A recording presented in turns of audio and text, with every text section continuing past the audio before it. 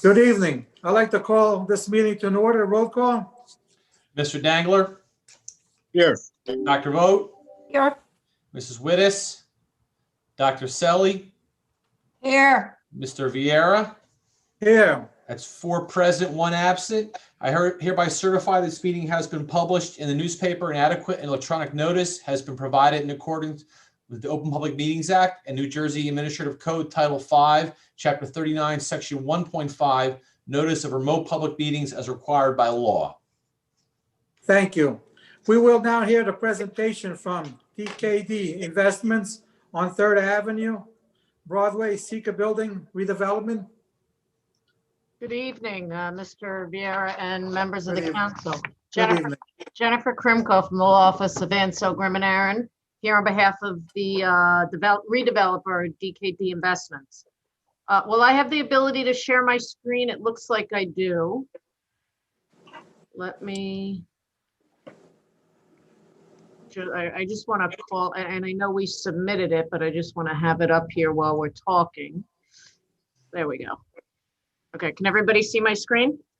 Yes. Okay. Yes. So you may be familiar with this project on 3rd Avenue, known as the Seeker Building. We first appeared, and I say we, I was not the attorney, but the developer first appeared before you back in October of 2017 to present the project. At the time, it was for rehabilitation and adaptive reuse of the existing building with commercial space on the ground floor and 13 residential units on the 2 floors above. And as part of the redevelopment agreement, there was the ability to provide parking in the chamber and city lots that were adjacent. The developer went and got site plan approval in November of 2017 and was all ready to proceed. And during the interior demo that was being done as part of the pre-construction due diligence, they discovered that there was considerable structural cracking, settling, and sagging that was not visible before they did that pre-construction demo. Caused the developer and his professionals grave concern with the feasibility of the project as was originally contemplated. When they recognized that the building could not be reused, they basically went back to the drawing board to modify the plans to actually bring the project into greater compliance with your handbook and your design guidelines for this redevelopment area. As you know, and considering the structural issues that rendered the approved design basically physically and economically impractical, if not impossible, pursuant to a section of the existing redeveloper agreement, section 3.3, we're here tonight to seek approval from you for the modification of the approved design. As you're aware, before we can go to the planning board to get approval for that design via an amended site plan approval, we need to come before you to present it to you.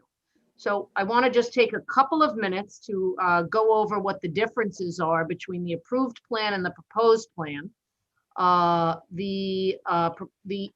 just by way of, just to refresh your recollection, this is a survey of the existing conditions, and where you see my cursor is where I'm outlining where the existing building is. It runs in an east-west direction with only partial frontage on 3rd Avenue. And what we're proposing for you tonight is a 4-story building situated with the entirety of the frontage along 3rd Avenue. The prior building, as I showed you, was oriented in an east-west with the back of the building, which was going to be apartments, overlooking the scrapyard to the rear. The new building will have 2,600 square feet of commercial on the first floor, 1,400 square feet of which will be donated either likely via lease or if it's condominiumized by grant of a unit to the city for public use. There will be covered parking on the ground floor, and you could see that here from the entrance off of Broadway. And on the remaining floors, we're proposing 30 one-bedroom residential units. There are a lot of benefits in this plan versus the plan that was approved because we were really strapped with using an existing building. This plan increases the pervious areas or the green areas on site, which reduces runoff over what was approved. Under the approved plan, we were not proposing any lighting improvements for the chamber lot. In this plan, we are proposing lighting improvements to fully light the chamber lot. We had far more parking in this plan than what was previously approved. There were 56, we're proposing 56 on-site parking spaces now, where we only had 37 under the prior configuration. What's important to note is that the approved plan had a deficiency of 38 spaces, and we're actually gaining on that deficiency, and we're only deficient by 28 spaces now. So we basically have a surplus of 10 spaces over what was previously approved. The drive aisle to the entrance into Broadway was deficient only at 13.5 feet. We're eliminating that nonconformity. And while we're not at 100% conformity with the building bulk requirement, obviously, as you can see from the picture, we're bringing the bulk of the building all the way up to the right of way as contemplated by your design guidelines, and therefore we are bringing that into greater conformity.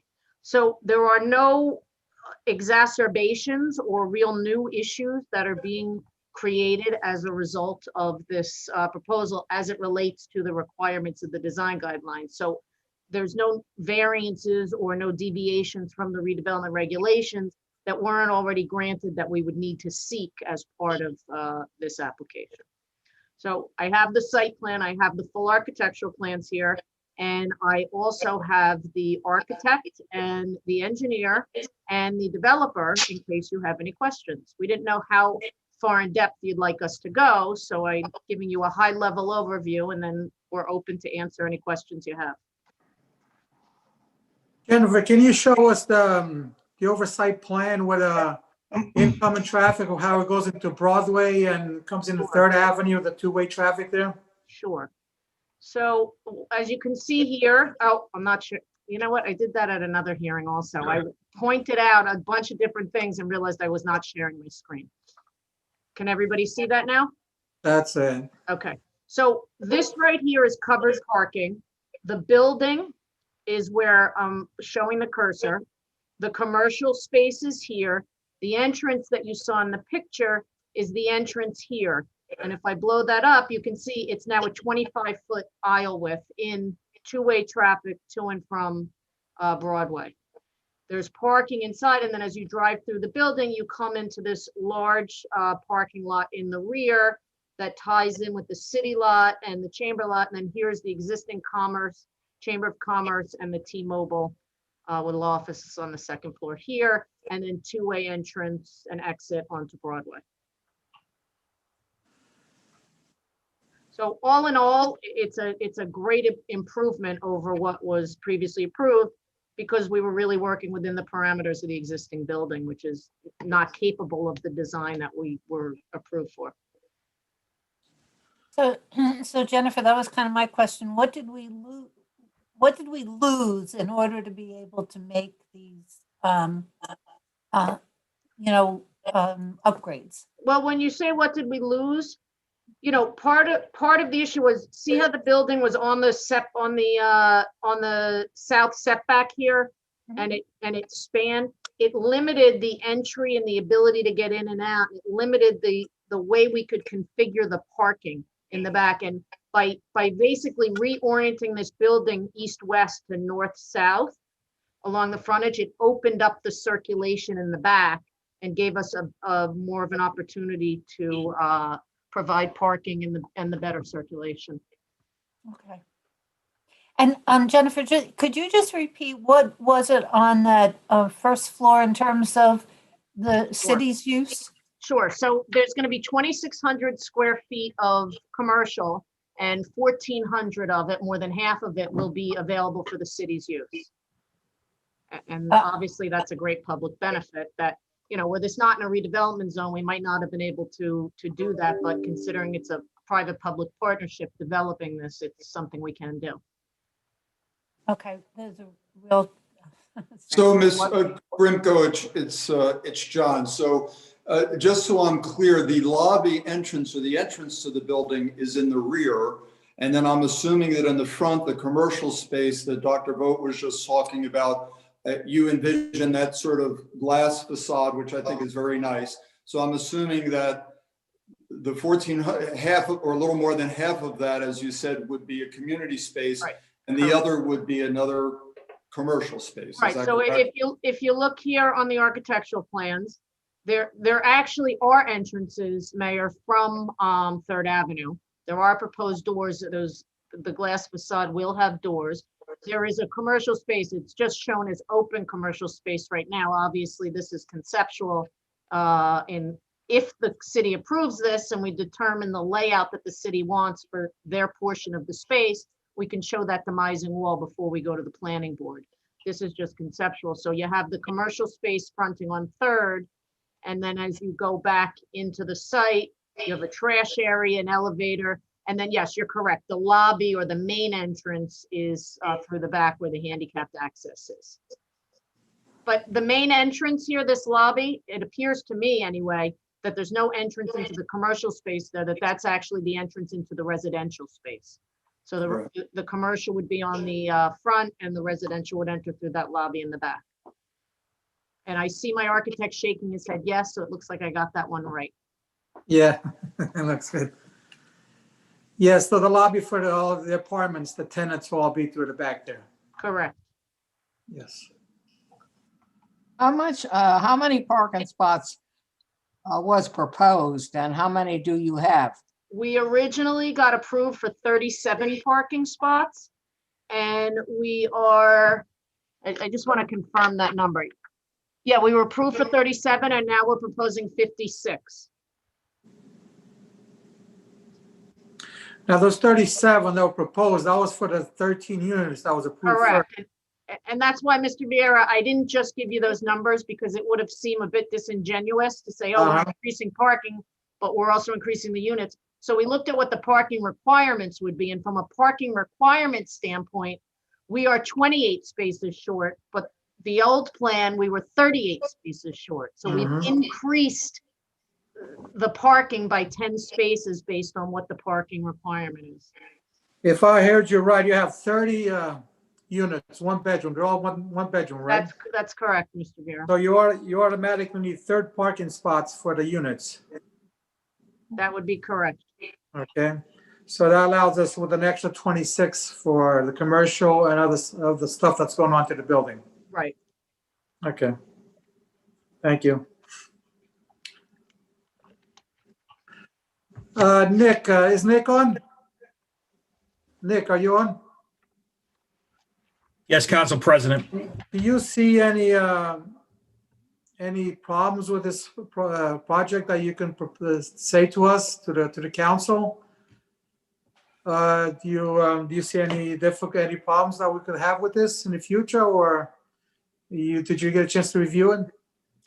Yes, I worked with the applicant on the aesthetics of the facade to ensure that we had a building that complements the character of the existing downtown, using brick and wood to complement the historic architecture as well as the proposed Belmont building across the street. So the applicant definitely worked with us on coming up with a building that's befitting of the ongoing redevelopment efforts of the downtown. Thank you, Nick. Any member of the council have any questions for Jennifer?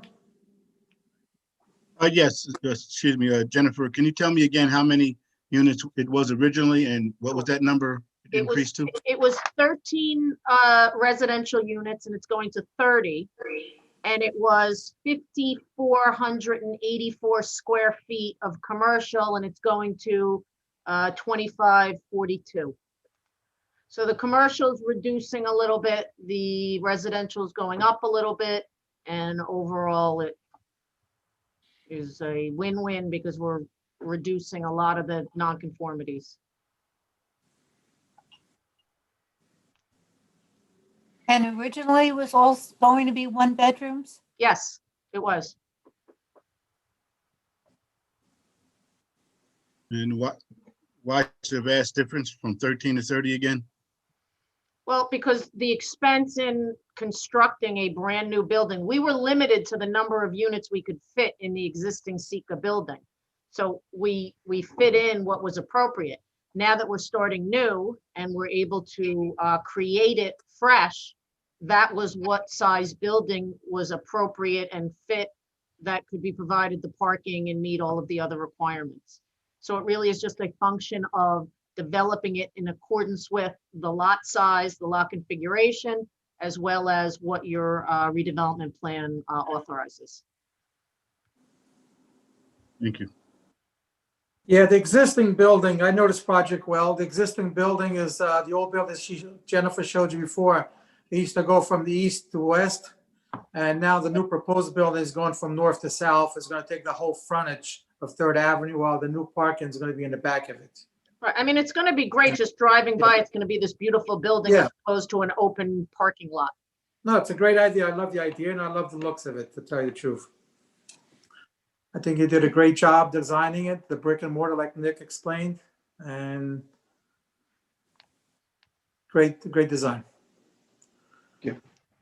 Anybody else has any questions for Jennifer? Okay, we're good. Jennifer, do you need to put in your engineer or anything? We're good. No, I mean, I obviously, I didn't make all this up. I did all of this with the help of the engineer and the architect and the developer as to the details. So I got everything I'm sharing with you, I got directly from them of their plans. So it's only if you have questions for them. I'm not going. No, you did a great job. You did a part of the engineer and the architect too. I was impressed as a lawyer. Thank you. She's gonna do my presentations from now on. So, Council President or Mr. Raynone, does any action have to be taken this evening on this, or is it just for the presentation? Not tonight, but what we will do is we'll pass a resolution authorizing an amendment to the redevelopment agreement, ultimately. I don't think that procedurally we have to do anything until we do that. It's a matter of them going down and getting their planning board approval, and Jennifer and I will work on the redevelopment agreement. We'll get that done kind of simultaneously. Right, and I think though, we do need the okay. So it sounds like we have the okay from the council. I'll check with council, and the council, I'm okay with it. Is the rest of the council okay with this? Yeah, I'm okay with it. Okay, so then Yes.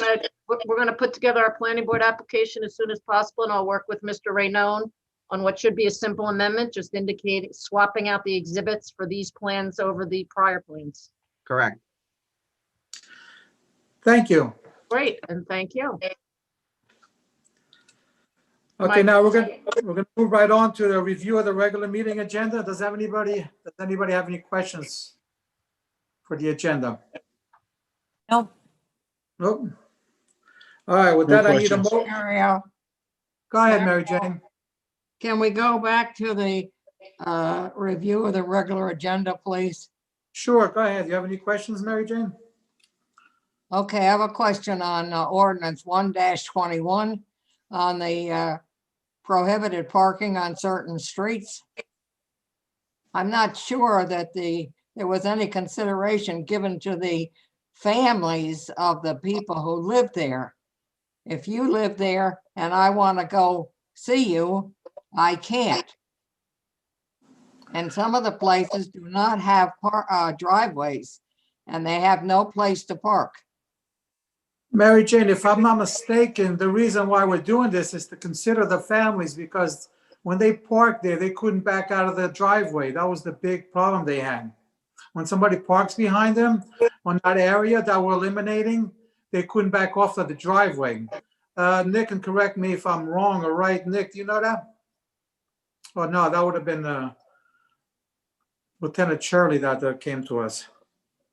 But they did interview the neighbors. They went over there and interviewed all the neighbors. They're the ones that asked for this. But what about the people? The resident gets the permit, and then you have your children or family come to see you. How do they park the car there? Or where do they park if they don't have a driveway? Well, this is only a portion of the road. I think it was 200 feet or something like that. That's being eliminated because of the driveway. They came back out of their driveway. But there is no driveway on a couple of the houses there. Okay, Council so President, if I could just throw in one comment, it's Go ahead. only on, it's on the east side of the street. And the problem is it's a very narrow roadway. To have both sides of the street with vehicles, you cannot get to the end of the road. And just so you know, after this complaint first came in, I went over to take a look. I couldn't get down to the end. There were vehicles parked actually at the very end of the street and then backing up several residences from the end. So this street is not suitable for two sides parking. It really is very difficult down there. But it still allows it on one side of the street. Lieutenant Shirley will be available for the public hearing. He's not on right now, but I did ask him to be available for any discussion later. But I do know that it's the narrow width of the street that's problematic. Well, the people on Arthur Avenue are the ones who are complaining about this. No, it was a resident at the very end of Calvert, if I remember correctly, because they had concerns about lighting, access to Jackson Woods, and with the parking as well. Laura Newman, our engineer, is on. She was involved in this issue as well, right, Laura? That's correct. And it was very specific to the homeowner all the way at the end. The roadway gets too narrow, so it actually doesn't support on-street parking. And what's happening is he cannot maneuver out of his driveway because he noted there was an entrance to the park. So I know I'd asked traffic safety specifically to look into this issue. I don't know if that's the answer to the question, but we'll see. This is all year round now. It's just not for the summer, right? That's correct. Yes. Now, this is not eliminating the parking on, you still park on one side of the street, Mary Jane. You just won't be able to park in the corner from Calvert in from about 200 feet. How long was that? About 200 feet, Laura? I don't have it in front of me now. Yeah, I want to say it's about 200 It's about 200 feet, yeah. It's all it is. It's that corner house that has no access to way to maneuver out of the driveway. And I think what's important to note is there's guidelines for streets, and they have to be a certain width to support on-street parking, whether it be on both sides of the street or one side of the street. And that's specifically what we looked at and evaluated in this case. Does that answer any of your questions? Help you with anything, Mary Jane? Not particularly, but we'll see how it goes, and then they'll be back hollering again. Okay, thank you. Anybody else? All right, then I need a motion to close the public portion of the meeting. So So moved. moved. Second. All in favor? Aye. Aye. Opposed? I need a motion to adopt a resolution to go into executive session for the following items: attorney-client privilege, public safety, COVID-19, George Jackson, personnel matters, interview affairs update, Domingo Salida, contract negotiation, Seaview Towers, 374 Atlantic Avenue, and Chandler Maps. So moved. Second. Second? All in favor? Aye. Aye. Opposed? All right. Thank you. 23.